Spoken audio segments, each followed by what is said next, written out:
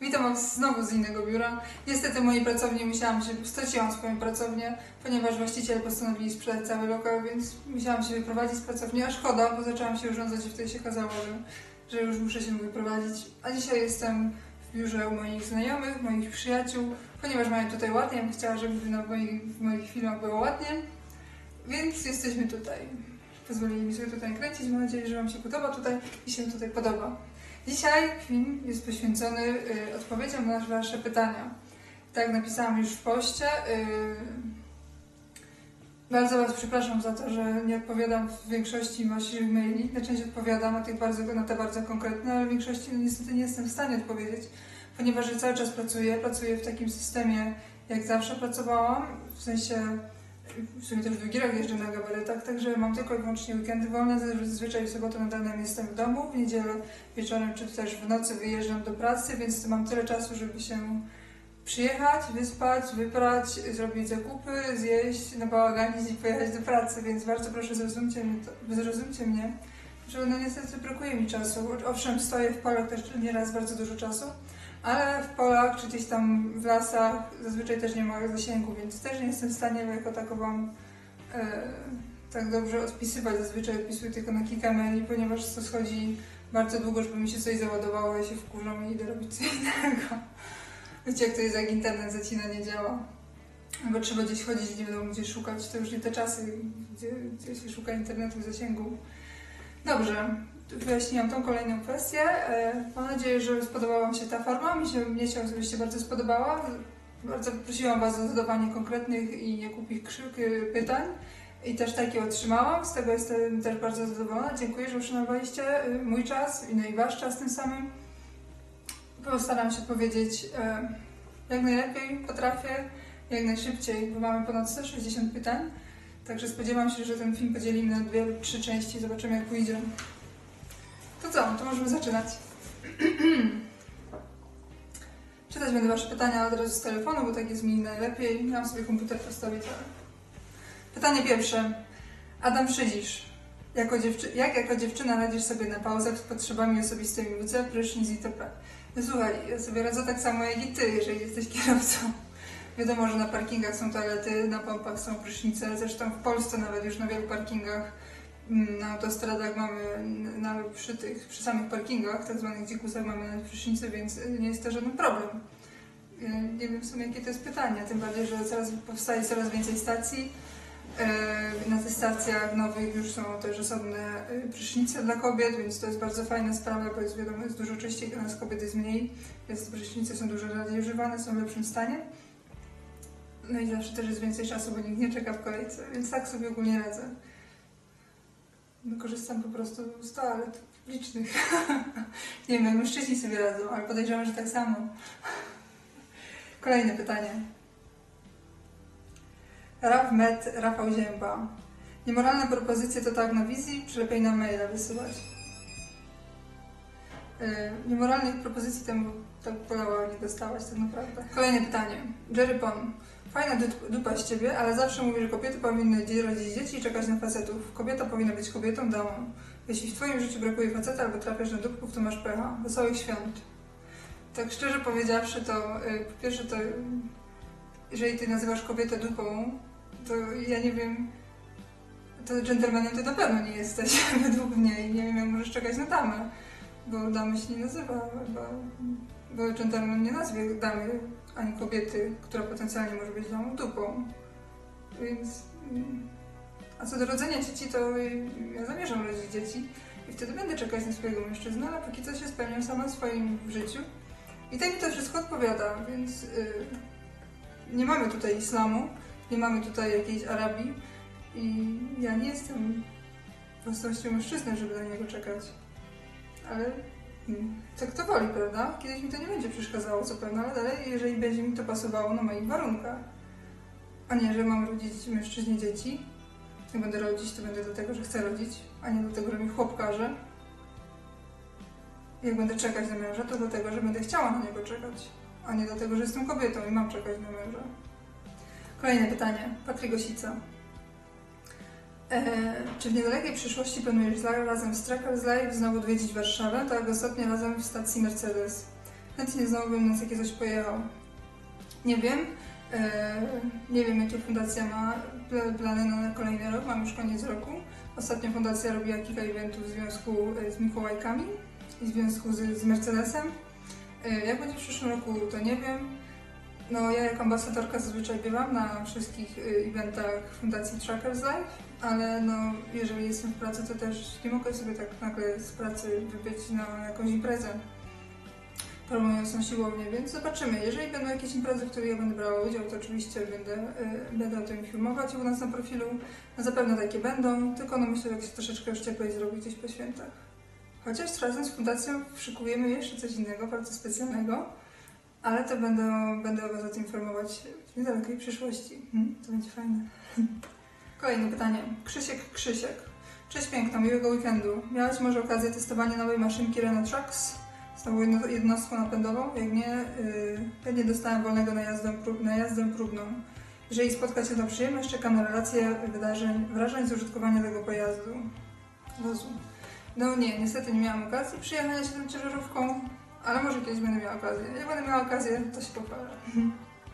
No i wzajemnie miłego weekendu, chociaż jest koniec weekendu. Kasia Aleszczyk.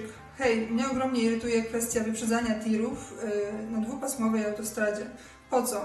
I czy nie wiedzą, że często stanowią zagrożenie dla innych? Tak, to jest bardzo często zadawane pytanie. I odpowiem Wam tak, to jest kilka tutaj opcji, jest kilka odpowiedzi na te pytania. Jak to ogólnie wygląda? Po pierwsze, tak z mojego doświadczenia, jest tak, że część kierowców jeździ na tempomacie, część nie. I część kierowców jeździ jednostajnie, część nie. Jeżeli Ty jedziesz sobie, włączysz sobie, załóżmy, jakąś tam prędkość, ustawisz, załóżmy, nie wiem, 8,9 i przy tym kierowca jedzie raz 8,4, raz jedzie 8,9, zaraz zwolni do 80, bo mu noga z gazu pójdzie, się zamyśli, to Ty przez to automatycznie, kierowca, który jedzie za nim, automatycznie traci swoją prędkość i gdy jest ciężko załadowany, jest mu ciężko to, wiecie, wyrównać, albo z kolei z górki hamuje, albo wiesz, Ty próbujesz jechać jednostajnie, jak ktoś Cię raz hamuje, raz ci przyspiesza, nie? I w końcu się wkurzasz, bo chcesz jechać jednostajnie, bo jeżeli nie jedziesz jednostajnie, tracisz ekonomię jazdy, tracisz czas i tracisz przede wszystkim nerwy, nie? Więc dlatego się wyprzedzamy, a zazwyczaj to jest tak, że jak zaczynasz wyprzedzać takiego, który gdzieś tam za kierownicą się zamyślił, to Ty zobaczy w lusterku, że wyprzedza go inny kierowca, to daje po gazie, bo on się wtedy nie chce dać wyprzedzić. No i to jest oczywiście głupie, to jest wyjaśnienie, jedno z wyjaśnień. Inne wyjaśnienie jest takie, że kierowcy mają często bardzo, bardzo napięty czas pracy. Nasz czas jazdy jest ograniczony przepisowo, ustawowo i mamy te 9 godzin jazdy w porywach do 10 dziennie i nie możemy więcej, ponieważ gdy będziemy jeździć więcej, grożą nam za to kary, grzywne, mandaty, takie tam różne rzeczy, a w razie jeszcze wypadku, w tym czasie już który jest jakby ponadczasowy, grożą nam jeszcze dodatkowe konsekwencje. Dlatego wszyscy zawsze się śpieszymy i zawsze tak kombinujemy, żeby zmieścić się w tych naszych czasach pracy.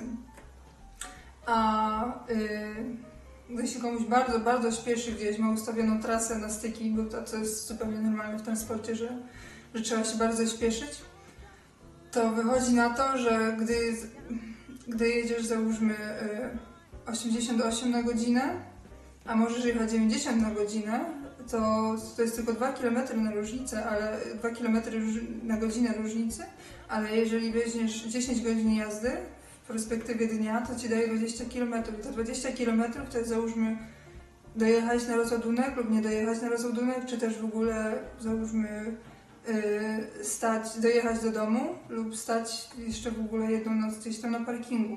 Albo załóżmy stać gdzieś w jakimś niebezpiecznym miejscu, albo stać w bezpiecznym miejscu. Także ta inna kwestia to jest czas, a trzecia kwestia to jest tak, że niektórzy kierowcy już chyba tak długo jeżdżą, albo nie wiem z czego to wynika, zawsze też sama się zastanawiam, jak to jest, że jakby sobie po złości robili.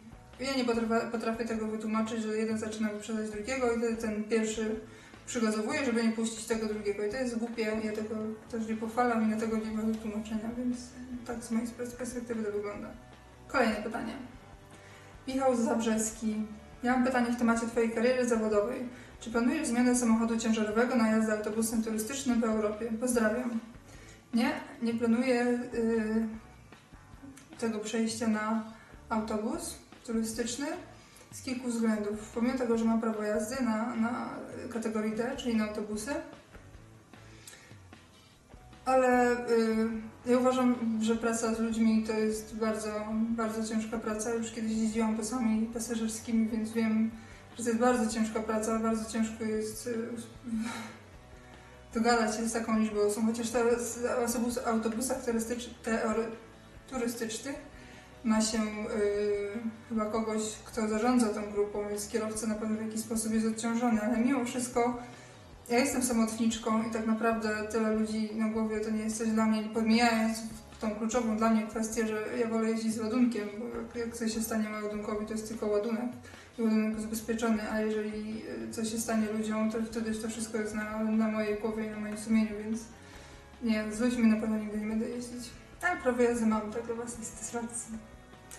Maciek Ryniowiecki. Iwona, olej te durne pytania. Większość z nich to hejt. Hejt olewamy. Bądź tylko bardziej śmiała w tym, co mówisz, że robisz, będzie dobrze. No, akurat pod tym postem nie ma hejtu, więc się cieszę. Ale dzięki Maciek za pocieszenie. Juwa. Iwono koło, nie tęsknisz za firaną i związaną z nią wolnością, przestrzenią, szerokością? No, szerokość to czasami Wałże. Tak, bardzo tęsknię. To jest prawda, że bardzo, bardzo tęsknię za tą wolnością, bo jakby nie było, jeżdżąc firanką, kierowca sobie sam ustawia, gdzie sobie stoi, jeździ drogami tak jak chce, mogę sobie zjechać na lądówkę, mogę sobie jechać autostradą, no jeździ się jak się chce. No i jakby nie było jakoś tam, było więcej weekendów w trasie, ale w takich miejscach, gdzie sobie sama zaplanowałam, więc mogłam sobie zwiedzać. Zresztą sami pamiętacie z mój wcześniejszy profil, że było dużo więcej zwiedzania, było dużo więcej fajnych widoków, no i jazdy w dzień. Więc owszem, bardzo tęsknię za tym, no ale teraz koncentruję się na nauce, na czymś zupełnie innym. W mojej obecnej pracy moja obecna praca wolnością nie grzeszy, absolutnie. No niestety, ale tak sobie wybrałam, więc będę dalej tam pracować do momentu, w którym uznam, że już dość. Ale chyba to pytanie rozwinę innym razem, bo jest tutaj też takie pytanie odnośnie gabarytu. A wracając do twojego pytania, no, wiesz, no tęsknię, ale trzeba wybierać. Ludzie zawsze trzeba wybierać, dokonywać jakichś wyborów i wybrać sobie priorytety. I tyle. Krzysztof Teks, Machnicki. Jak ze stresem sobie radzisz? Dla mnie to wyzwanie, nie mogę sobie z tym dać radę. W zasadzie to ja nie wiem, jak sobie radzić ze stresem. Kiedyś, jak jeszcze na początku, jak zaczynałam jeździć i bardzo się stresowałam wszystkim, to bardzo dużo słodyczy jadłam. Były jakieś takie sytuacje tak bardzo super stresowe, że już nie wiedziałam, jak sobie poradzić w danej sytuacji, to właśnie pychałam się słodyczami, tak jakoś zajadałam ten stres. A teraz, szczerze powiedziawszy, to jest... Oczywiście mam cały czas stres w pracy, gdy jeżdżę z takim wielkim ładunkiem. I są jakieś takie bardzo ciężkie manewry, gdzie muszę uważać na wiele punktów, a jeszcze nie wiem, jak co robić dokładnie. Znaczy, mniej więcej wiem, ale to jest kwestia cały czas ciągłego doskonalenia tej techniki jazdy. I tu muszę jeszcze uważać, żeby gdzieś opony nie rozerwać, tu żeby ładunku nie zniszczyć. I to jest taki stres, ale to nie jest taki stres, który jakoś mi tam w sposób paraliżuje. To znaczy taki stres, który motywuje, i który jest fajny, bo z tego stresu wynika moja motywacja do polepszenia się, do nauki i do postępowania dalej, więc tak to u mnie jest. No ale kiedyś to chyba właśnie zajadałam stres. Tylko jakoś teraz dopiero wychodzi z brzucha ten stres. A to na zimę. Mariusz Pisarek. A powiedz mi, jak dziewczyna radzi sobie na pauzach, na polu albo w lesie? Chodzi mi tutaj o WC itp. Jakieś patenty, jak sobie ma poradzić płeć piękna w transporcie? Pytam, bo moja dziewczyna chce ze mną się zabrać, a wiem, że może się to źle skończyć. Mimo wszystko, nie wszędzie jest prysznic. Ja nie umiem chyba dobrze czytać, bo tak mi się to mieni troszeczkę przed kamerą w oczach. No to już temat był poruszony. Jeżeli jeździsz, że tak powiem, w normalnym transporcie, więc możesz sobie na parkingi bez problemu zajeżdżać.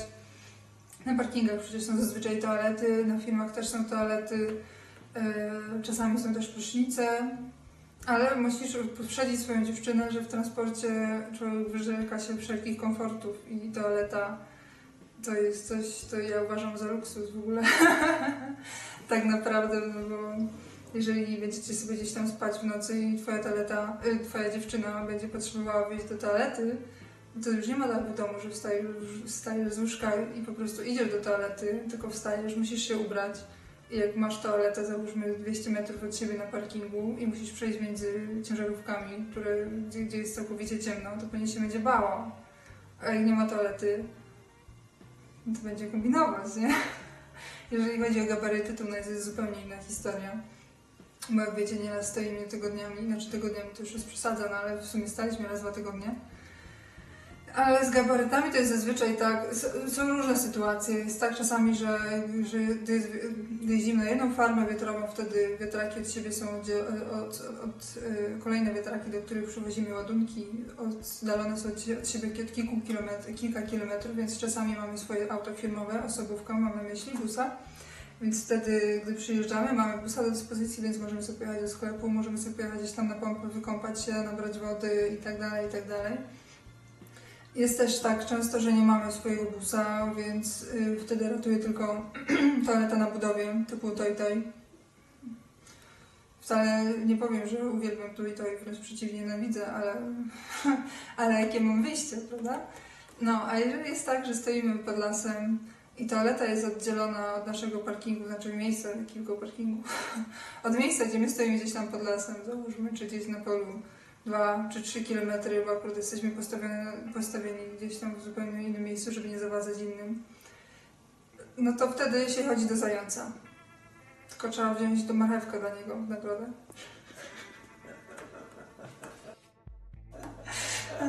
Tak to się u nas mówi w filmie. A jeżeli chodzi o prysznic, bo wiadomo też, to wtedy zazwyczaj zawsze idzie przecież ciągnik odczepić. My na przykład mieliśmy taką sytuację, że staliśmy bardzo długo w polu. Mieliśmy te 60, przy tych 60 nie idzie odczepić ciągnika od naczepy, ponieważ cały ten stojak, cały ten główny ciężar śmigła idzie na sam przód naczepy, więc gdy się odczepia, gdy się próbuje odjechać ciągnikiem, wtedy ten przód całkowicie opada. Gdy przód całkowicie siada, wtedy ten kręgosłup, jak to mówią niektórzy, my to nazywamy tunelem, idzie w górę. Jak jest śmigło tutaj, to wtedy ten tunel uderza o śmigło, nie? I tak idzie śmigło złamać albo bardzo poważnie uszkodzić. Więc my ostatnio, znaczy nie w sumie, nie my, tylko chłopaki z mojego teamu ostatnio skonstruowali super konstrukcję, tak żebyśmy mogli się wyczepić i wszyscy pojechać się po prostu wykąpać. Zdjęcie tej konstrukcji załączam. Teraz pewnie widzicie. I tak to wyglądało, więc trzeba kombinować. Musisz uprzedzić swoją dziewczynę, że w transporcie nie ma luksusów i nie będzie na to gotowa. A jeżeli jest bardzo wygodną dziewczyną, to lepiej nie jedzie, bo z tobą zerwie. Kolejne pytanie. Dawid Cholewa. Ja zapytam w swoim stylu. Po co to całe robienie z pracy wielkiego show? No ja nie uważam, że ja robię show. Nie wiem, robię show? Ja po prostu nagrywam to, co robię. Nie stroję się jakoś w tej pracy. Widzicie mnie zazwyczaj na tych filmach moją brudną i niepomalowaną i jakoś zaczesaną. Co to jest show? Ja nie widzę tutaj show. No może po prostu ludzie chcą odbierać to jako show. Kto chce odbierać to jako show, będzie to odbierał jako show. Dzisiaj trochę może ładnie wyglądam. No przyznajcie, że ładnie wyglądam. Ale dzisiaj się pomalowałam, dzisiaj jest niedziela. I jestem w domu. Znaczy nie jestem w domu. No jestem w mieszkaniu, jestem w stosownym miejscu. W sensie takim, że mam wszystko. Mam łóżko duże, mam ciepłą wodę, mam toaletę, mam łazienkę, mam wszystko. To są już luksusowe warunki. Według mnie ludzie tego nie doceniają, którzy nie jeżdżą, którzy żyją na co dzień w domu. Dobra, kolejne pytanie. Arturo Zawadzki. Witaj, Iwonko. Śledzę Twoje poczynania już dłuższy czas, a mianowicie od MANA i międzynarodówki. Nie uważasz, że tamta praca była ciekawsza? Nowe miejsca, ludzie i doświadczenia, wolność, a tutaj mam wrażenie, że monotonia i męcząca psychicznie jazda nocami. Nie ma już tyle wolności, bo jadąc w konwoju z pilotami, niekiedy Twój swobodny przejazd zależy w dużej mierze od nich. Pozdrawiam. No, tak już wspomniałam wcześniej, bardzo mi brakuje tamtych czasów, gdy sobie jeździłam, zwiedzałam, podziwiałam, poznawałam nowe tereny.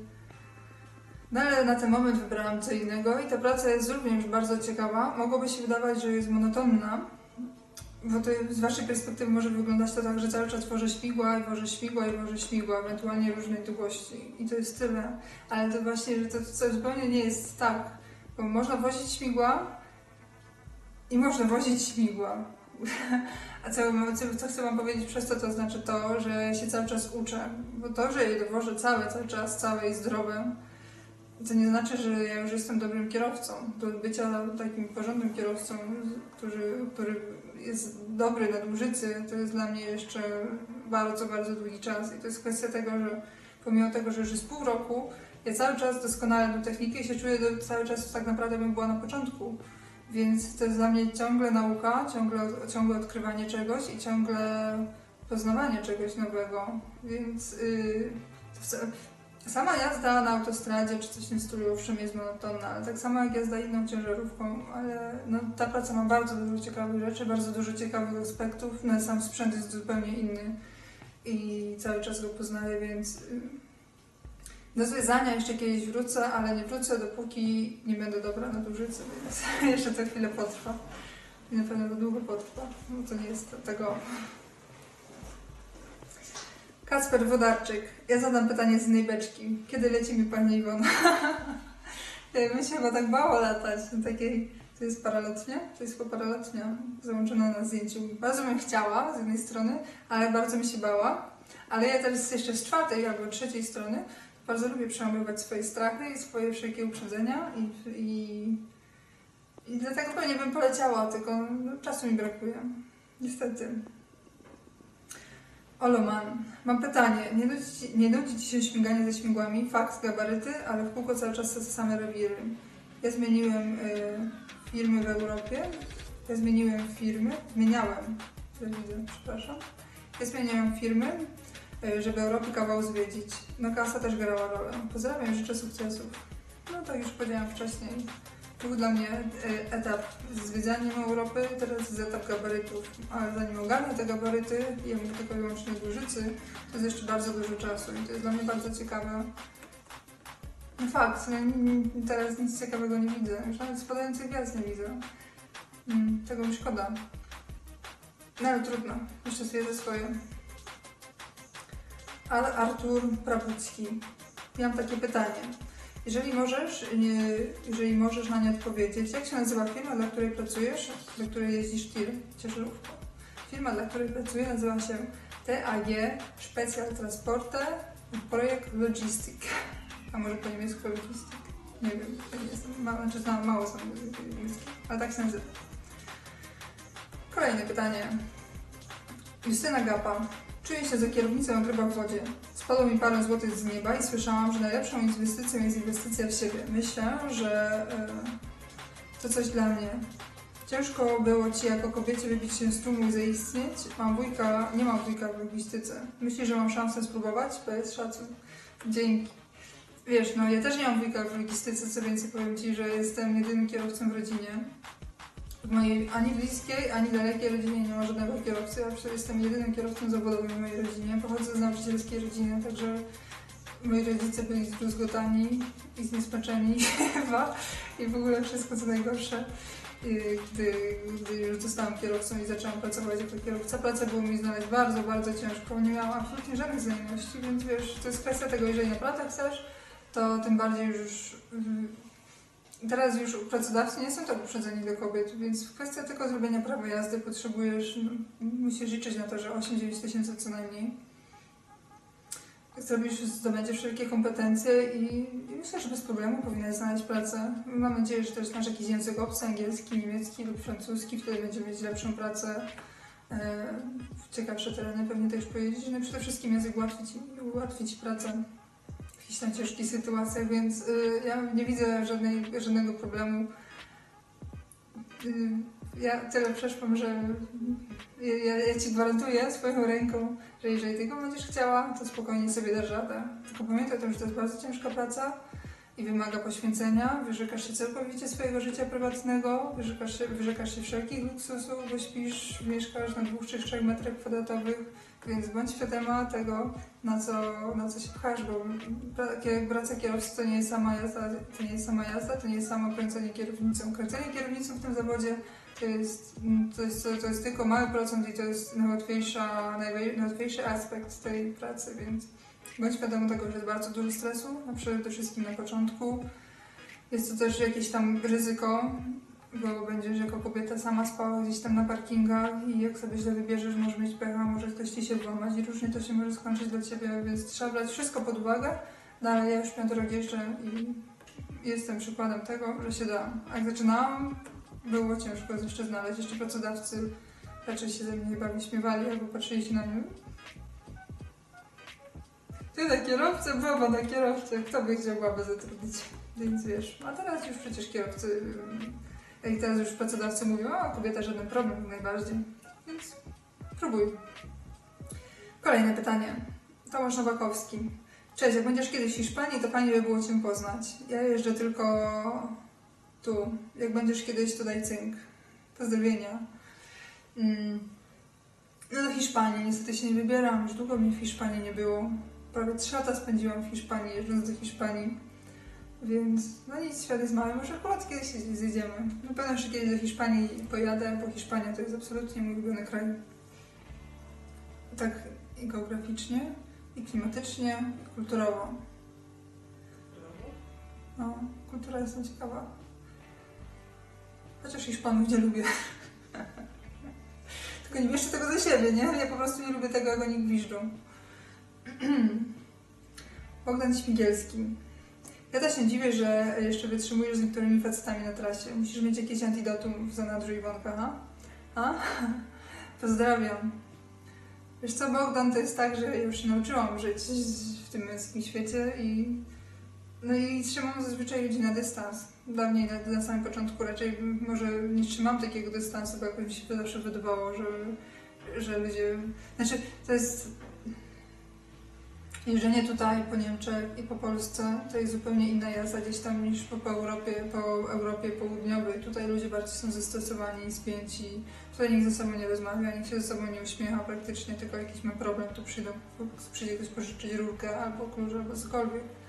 A tam w Europie Południowej jakoś tak ludzie nawet się wyprzedzali, podnosili sobie rękę, machali, uśmiechali się, więc jest też tutaj inaczej, no ale tak jak mówię, raczej trzymam ludzi na dystans i owszem, zawsze gdy ktoś przyjdzie porozmawiać, to porozmawiam, ale nie jest tak, że od razu gdzieś tam idę z kimś na piwo, na kawę czy coś w tym stylu.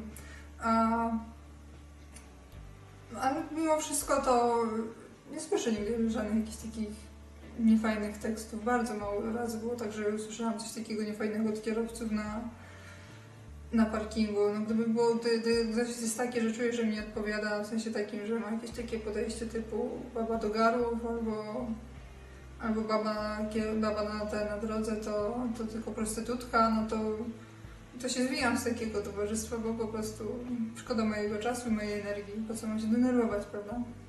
Więc ja nie mam z tym absolutnie żadnego problemu, a tym bardziej teraz jak jeżdżę cały czas w konwojach, więc towarzystwo jest stałe i jest okej.